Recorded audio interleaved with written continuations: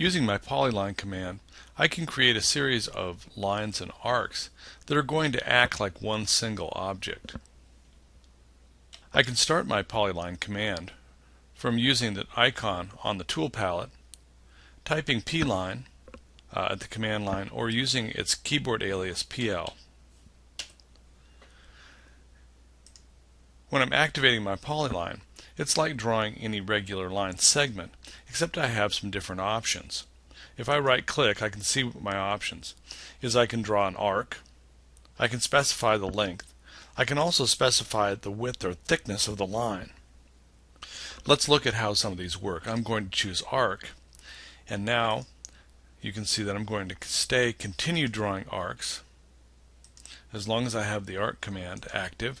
If I want to change back to straight lines, I right click and choose line from the options.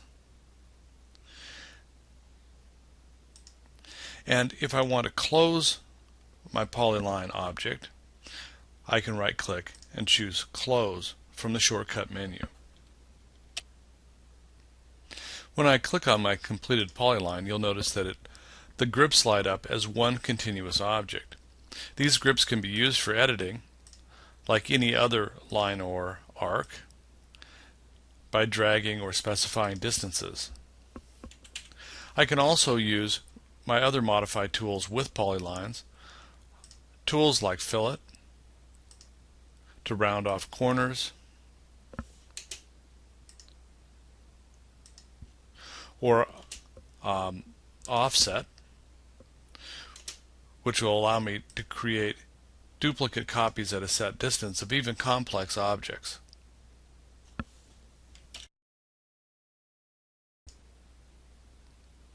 Because my polyline makes up one continuous object or can form closed objects, it has some kind of unique properties. When I look at the properties palette under geometry, I can see that listed is the length.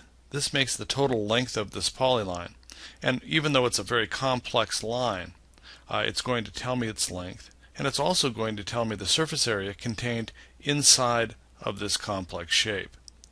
So this can be handy when you need to know the area or the perimeter of a complex shape.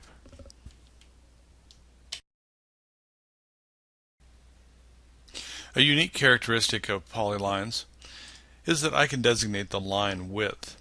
When I start my line, if I right click and in my shortcut menu I can choose width. It asks me to specify a starting width for the line. I'm going to put 0.25, and then it wants me to specify an ending width. They don't have to be the same. I'm going to use the same so I have a uniform thickness. Now you'll notice that the lines being drawn on the screen have a width of 0.25. By being able to draw lines that have specific width, I can create visual representations of certain types of objects by using thick lines. Let's look at a couple of applications of polylines where we can use their characteristics. In this orthographic drawing, you can see that we have a section view, and in this front view I need to have a cutting plane line, and I have arrowheads that show which direction the cutting plane view is oriented. An arrowhead is something that I can use a polyline to make. The general rule for arrowheads is that they have a length 3 times their width. So I'll create an arrowhead at the end of this line. I'll get a polyline, and I'm going to click on the end point as a starting point, and then I'm going to hit W on the keyboard to set its width. I'm going to specify the starting width as 1/16 and specify its ending width at 0. So now you can see that my polyline takes on the look of a point on the end, like an arrowhead, and because general thumb rule says that I should make this the length 3 times its width, so 3/16 long, and with that I've used my polyline to create an arrowhead. In this situation I'm working on a circuit board and I'm running the traces between the solder points for the components. I'll start my polyline command, and I'm going to snap to the center point, and now I'm going to set the width. So I'll hit W on the keyboard for width. I'm going to set this to 0.125. My ending width is going to be the same, so I'll hit enter, and now I can snap directly to the points on the circuit board where I want the traces to run.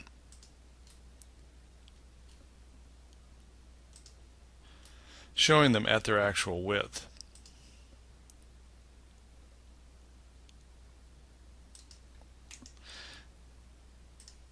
And I can use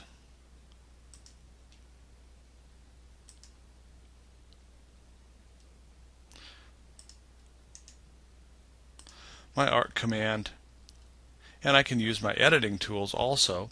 In this case, I'm going to say trim. I'll let everything be a cutting edge, and I can zoom in, and you notice that those can be trimmed to the inside edge of my solder points, which were created with donuts.